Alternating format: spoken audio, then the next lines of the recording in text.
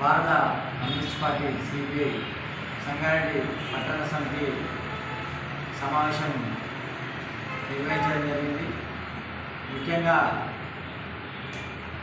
ఈ సమావేశంలో అర్హులైన పేదలందరికీ ఇళ్ల స్థలాలు ఇవ్వాలని చెప్పేసి, అదేవిధంగా కాంగ్రెస్ ప్రభుత్వం అధికారంలోకి రాకముందు ఇచ్చినటువంటి 6 గ్యారెంటీలను అమలు చేయాలని చెప్పేసి మేము ప్రభుత్వాన్ని విజ్ఞప్తి చేస్తాము.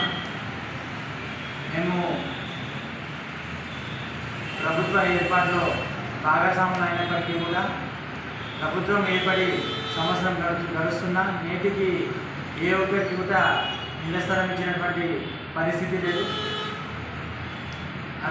నిరుపేదలైనటువంటి కూలినాలి పని చేసుకునేటటువంటి పేదలు ఈరోజు పెరిగిన నిత్యావసర ధరలతో సతమవుతూ ఉపాధి లేక, ఈరోజు ఇంటి అద్దె చెల్లించలేక, స్కూల్ ఫీజులు కట్టలేక తీవ్రమైనటువంటి ఇబ్బందులు ఎదుర్కొంటున్నటువంటి పరిస్థితి ఉంది.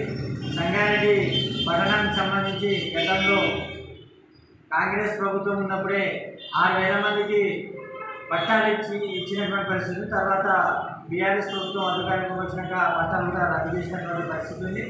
సంగారెడ్డి పట్టణము జిల్లా కింద పట్టణం కావడం వలన ఇక్కడ ఉన్నటువంటి వాళ్ళు ఒకే ఇంట్లో 4,000 కుటుంబాలు నివసిస్తున్నటువంటి పరిస్థితి ఉంది.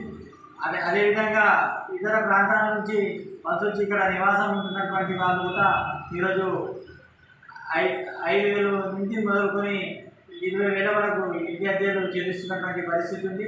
వెంటనే ప్రభుత్వము అర్హులైనటువంటి పేదలందరికీ కూడా ఇళ్ల స్థలాలు ఇవ్వాలి. అదే రకంగా ఇందిరమ్మ ఇంటి రుణం కూడా అందించాలని చెప్పేసి మేము భారత కమ్యూనిస్ట్ పార్టీగా ప్రభుత్వాన్ని కోరుతాము. ఈ ప్రభుత్వం వచ్చినప్పటి నుంచి కొన్ని సంక్షేమ కార్యక్రమాలు అవన్నీ కూడా తీసుకున్నప్పటికీ ఇంకా అనేకమైనటువంటి హామీలు పెండింగ్లో ఉన్నటువంటి పరిస్థితి ఉంది. ఈరోజు మహిళలకు ప్రతి మహిళకు 2,500 రూపాయలు ఇస్తామని చెప్పినటువంటి హామీ అమలుకు నోచుకోలేదు. అదేవిధంగా కేవలము కరెంటు, గ్యాసు 2 వచ్చినాయి తప్ప 3వది హౌసింగ్ లోన్ సంబంధించినటువంటిది పెట్టుకుంటా ఉన్నారు. ఇంటి స్థలమే లేనప్పుడు ఇల్లు కట్టుకోవడానికి రుణం ఇస్తామని చెప్తే అది సాధ్యమయ్యేటటువంటి పరిస్థితి కూడా లేదు. కాబట్టి అదేవిధంగా నిరుద్యోగులకు ఇక్కడ స్థానికంగా ఉపాధి అవకాశాలు కల్పించాలి. అదేవిధంగా ప్రభుత్వం ఇచ్చినటువంటి హామీలన్నీ కూడా అమలు చేస్తుందని చెప్పేసి భారత కమ్యూనిస్ట్ పార్టీగా భావిస్తా ఉన్నాం. ఈరోజు ప్రజాప్రభుత్వం వచ్చిన తర్వాత కొద్దిగా గొప్ప వేరే ఇతర ప్రభుత్వాల కంటే మేలైనటువంటి కార్యక్రమాలు చేస్తున్నటువంటి పరిస్థితి ఉంది. అదేవిధంగా ఇక్కడ సంగారెడ్డి పట్టణంలో మార్క్స్ నగర్కి సంబంధించినటువంటి ఇళ్లకు ఇంటి పట్టాలు గత 30 సంవత్సరాల నుంచి పట్టాలు ఇవ్వకుండా కాలయాపన చేస్తూ ఉన్నారు. అక్కడ వాళ్ళు స్థిర నివాసం ఉంటూ ఇంటి అద్దెలు చెల్లిస్తూ ఉన్నారు. అదేవిధంగా ఇంటి పన్ను కడతా ఉన్నారు, కరెంటు మీటర్లు తీసుకుని కరెంటు బిల్లు కడతా ఉన్నారు, నల్ల బిల్లు కడుతున్నప్పటికీ కూడా పట్టాలు ఇవ్వకుండా కాస్తాం చేస్తున్నటువంటి పరిస్థితి ఉంది.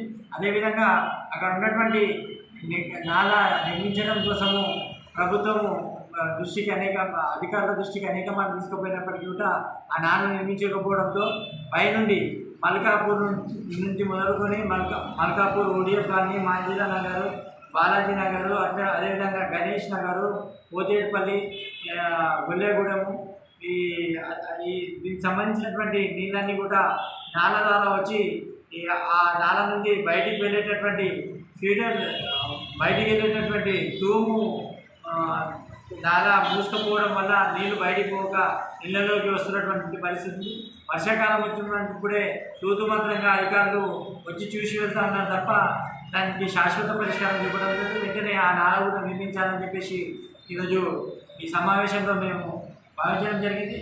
రాబోయే రోజుల్లో ప్రభుత్వము ఈ హామీలన్నీ కూడా అమలు చేయడం కోసం కృషి చేస్తామని చెప్పేసి ఆశిస్తాము.